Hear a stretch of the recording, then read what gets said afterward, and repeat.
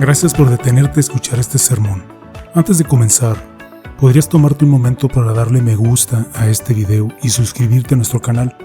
Esto le ayuda a YouTube a compartir este video con más personas que necesitan oír la palabra de Dios, como tú y yo.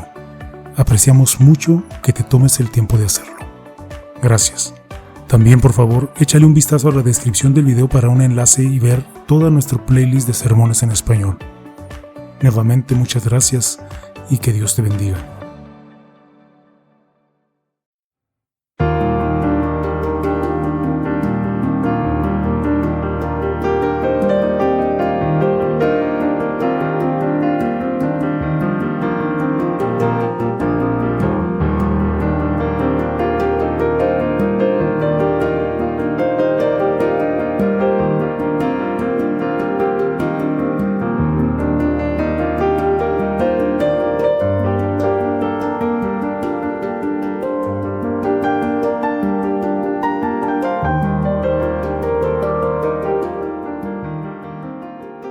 Sermón del domingo 19 de enero del año 2025 de la Iglesia Luterana Cristo Nuestro Redentor en El Paso, Texas, basado en el Evangelio según San Juan, capítulo 1, versículos del 43 al 51.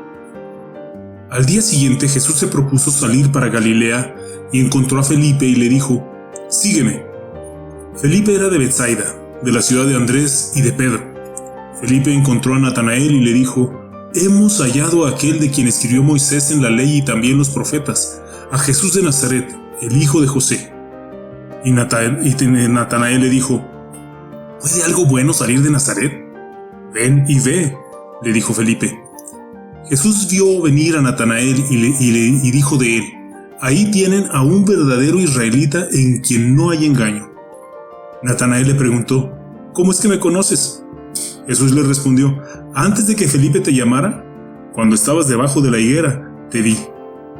«Rabí, tú eres el Hijo de Dios, tú eres el Rey de Israel», respondió Natanael. Jesús le contestó: «Porque te dije que te vi debajo de la higuera, ¿crees? Cosas mayores que estas verás». También le dijo: «En verdad les digo, que verán el cielo abierto y a los ángeles de Dios subiendo y bajando sobre el Hijo del Hombre». ¿Qué hacía Natanael debajo de aquella higuera?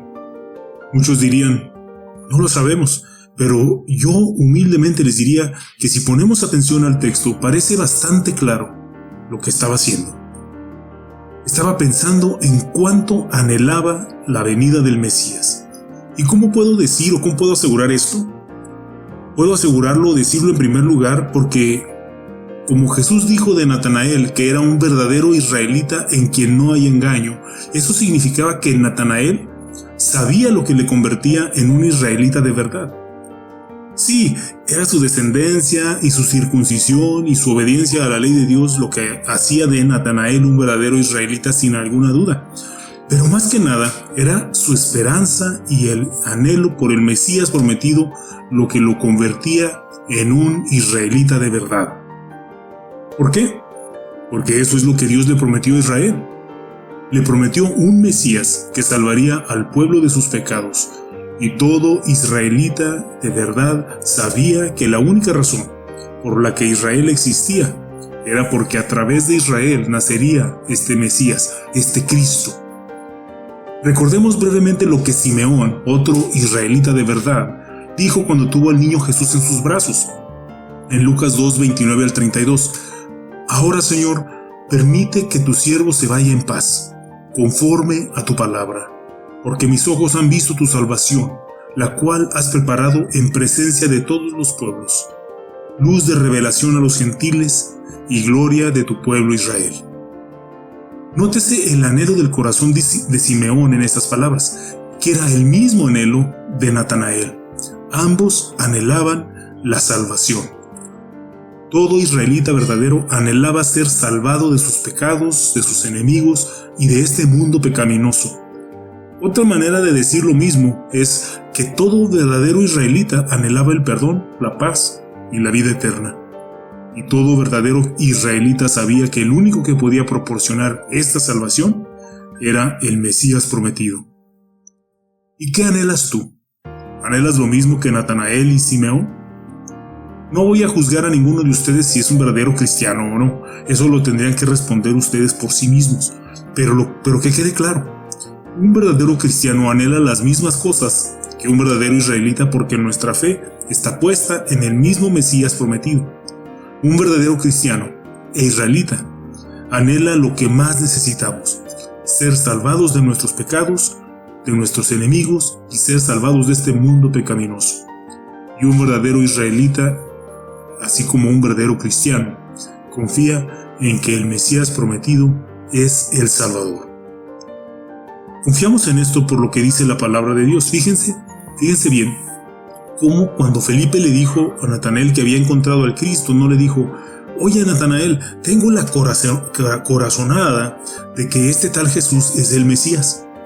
Felipe dijo: hemos hallado a aquel de quien escribió Moisés en la ley y también los profetas. Un verdadero creyente no pone su fe en un presentimiento o en un supuesto sexto sentido o en una intuición cualesquiera. Un verdadero creyente pone su fe en la santa palabra de Dios, y cualquier cosa de lo que cree debe cuadrar con la santa palabra de Dios. Pero a pesar de lo que le dijo Felipe, Natanael permaneció escéptico. ¿Por qué? Porque no podía creer que el Mesías prometido viniera de Nazaret. Como verdadero israelita, Natanael sabía que en ninguna parte de las Sagradas Escrituras se decía que el Mesías vendría de Nazaret. De Belén sí, pero de Nazaret de ninguna manera. Cabe mencionar que Nazaret era un pueblo pequeño y sin importancia. Ahora bien, no estoy seguro de que en nosotros exista un escepticismo respecto a Cristo que sea equivalente al escepticismo de Natanael. Pero eso no significa que no seamos o no podamos a veces tener un grado de escepticismo respecto a Cristo. Por ejemplo, creemos que Jesús es nuestro Salvador, pero si no nos salva de lo que creemos que debería salvarnos, normalmente de pruebas y problemas terrenales o mundanos, ¿creemos que es nuestro Salvador? En circunstancias así estaríamos tentados a decir: ¿Salvador? ¿Qué Salvador ni qué 8 cuartos? También creemos que Jesús volverá, pero cuando vemos las señales del fin, las guerras, rumores de guerras, terremotos, hambrunas, persecuciones, etc., es fácil preguntarnos escépticamente si realmente vendrá algún día. Y cuando sufrimos alguna desgracia o dificultad, ¿no nos es demasiado fácil mostrarnos escépticos cuando alguien nos dice: sé por lo que estás pasando ahora, pero Dios hará que todas las cosas salgan bien? Y solemos responder con tono escéptico: sí, claro. Y es fácil ver el escepticismo de Natanael, pero vemos el nuestro. Bueno, nada puede acabar con nuestro escepticismo como lo hace la siguiente parte de nuestra historia. Jesús vio venir a Natanael y dijo de él: ahí tienen a un verdadero israelita en quien no hay engaño. Natanael le preguntó: ¿cómo es que me conoces? Jesús le respondió: antes de que Felipe te llamara, cuando estabas debajo de la higuera te vi. Rabí, tú eres el Hijo de Dios, tú eres el Rey de Israel, respondió Natanael. Esta parte de la historia de Natanael pone de relieve que el Señor Jesús nos conoce al 100%. Nos conoce a tal grado como sabía que Natanael estaba debajo de aquella higuera. Pero aún más individualmente nos conoce de tal manera que supo que Natanael era un israelita de verdad. Conoce nuestros corazones, sabe lo que anhelamos, Él nos entiende. Lo hace porque es Dios, pero también porque Él también vivió en este mundo y se enfrentó al pecado y a la muerte. No puedo evitar pensar en lo que hizo Jesús justo antes de resucitar a su amigo Lázaro.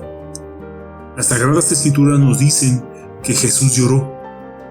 ¿Por qué lloró? Porque originalmente Dios nunca quiso que hubiera pecado y muerte en este mundo, y porque nunca quiso Dios esto. Por eso nos prometió al Mesías para librarnos del pecado y de la muerte. ¿Y cómo lo hizo? A costa de la vida de Jesucristo. Hace poco oí la historia de una niña de 12 años llamada Kathy, que sentía una gran admiración por C.S. Lewis, el autor de las Crónicas de Narnia.